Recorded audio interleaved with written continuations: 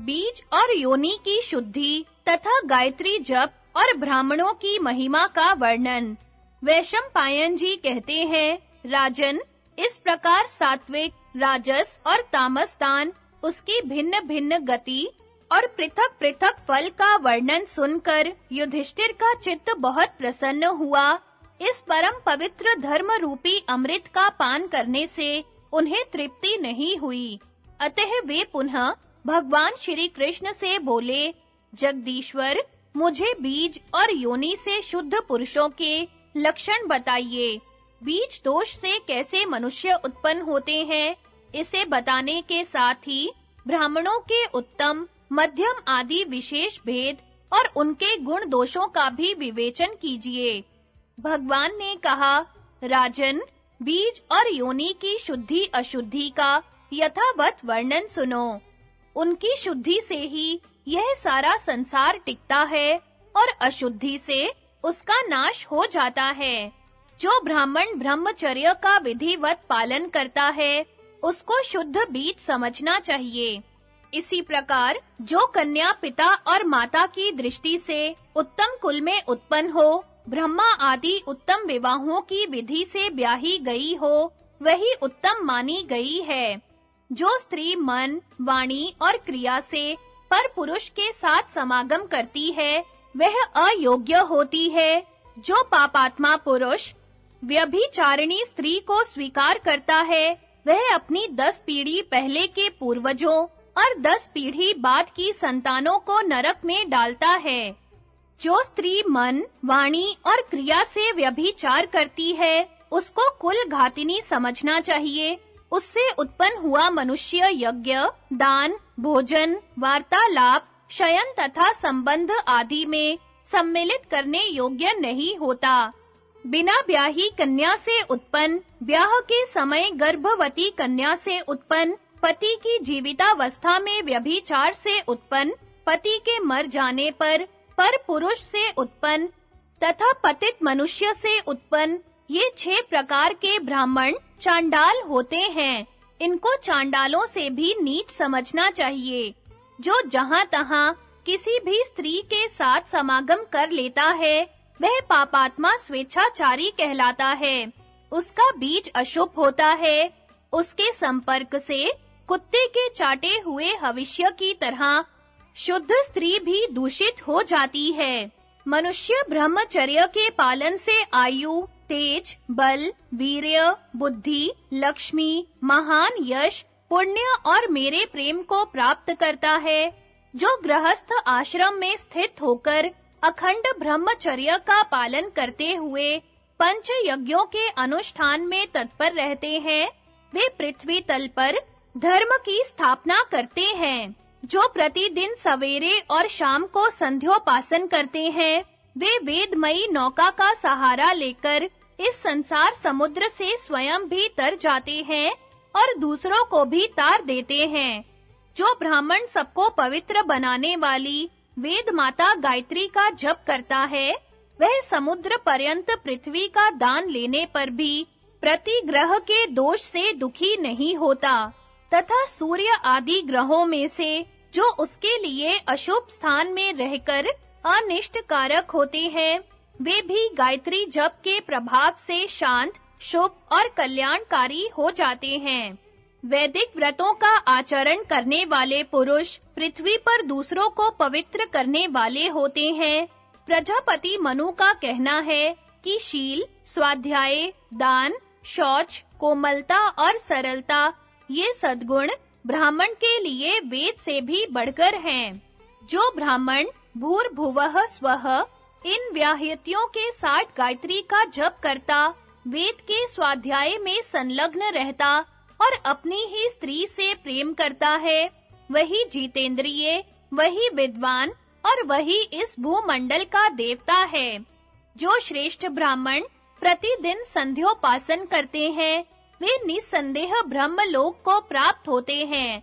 केवल गायत्री मात्र जानने वाला ब्राह्मण भी यदि नियम से रहता हो तो वह श्रेष्ठ है, किंतु जो चारों वेदों का विद्वान होने पर भी सबका अन्न खाता, सब कुछ बेचता और नियमों का पालन नहीं करता, वह उत्तम नहीं माना जाता। पूर्व काल में देवता और ऋषियों ने ब्रह्मा जी के सामने गायत्री मंत्र और चारों वेदों को तराजू पर रख कर तौला था। उस समय गायत्री का पलड़ा ही चारों वेदों से भारी साबित हुआ। गायत्री के बिना सभी वेद निर्जीव हैं। नियम और सदाचार से भ्रष्ट ब्राह्मण चारों वेदों का विद्वान हो तो भी वह निंदा का ही पात्र है, किंतु शील और सदाचार से युक्त ब्राह्मण यदि केवल गायत्री का जप करता हो तो भी वह श्रेष्ठ माना जाता है।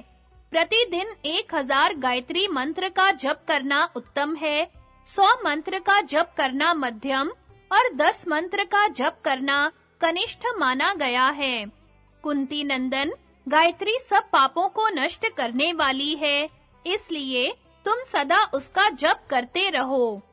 युधिष्ठिर ने पूछा, त्रिलोकीनाथ, आप संपूर्ण भूतों के आत्मा हैं, बताइए किस कर्म से आप संतुष्ट होते हैं?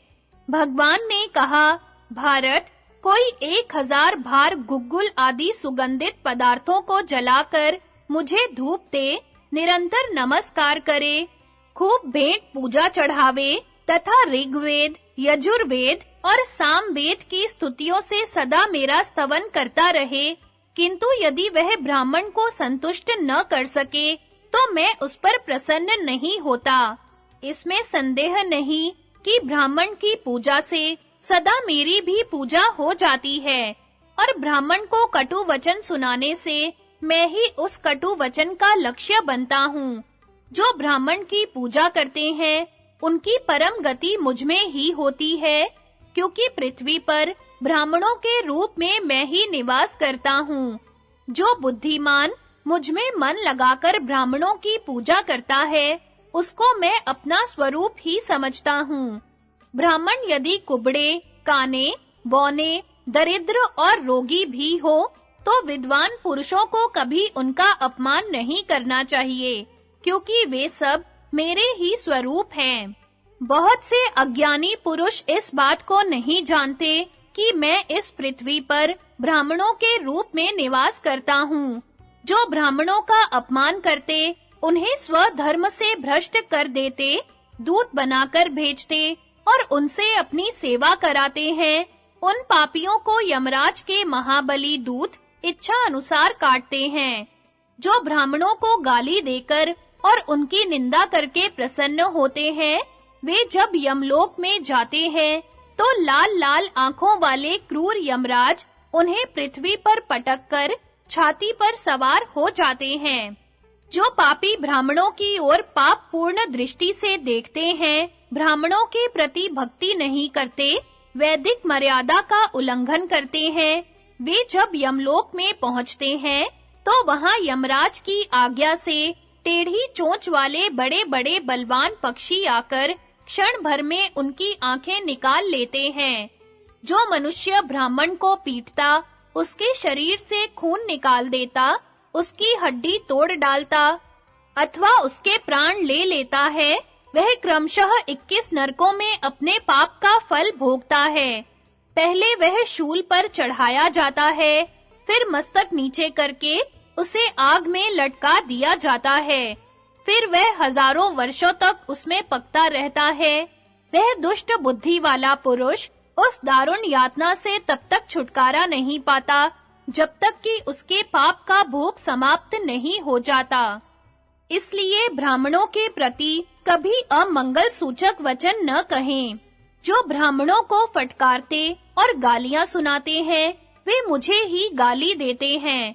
जो चंदन, धूप और दीप आदि के द्वारा मेरी काष्ठमयी प्रतिमा का पूजन करता है, उसके द्वारा मेरी भली भांति पूजा नहीं होती, किंतु ब्राह्मण के पूजन से मेरी यथावत पूजा हो जाती है। ब्राह्मणों के अनुग्रह से ही असुरों पर मैं विजय पाता हूँ। ब्राह्मणों के प्रसाद से ही मुझ में दाक्षिण्य आदि गुण मौजूद हैं, तथा ब्राह्मण की दया से ही मुझे कोई परास्त नहीं कर पाता।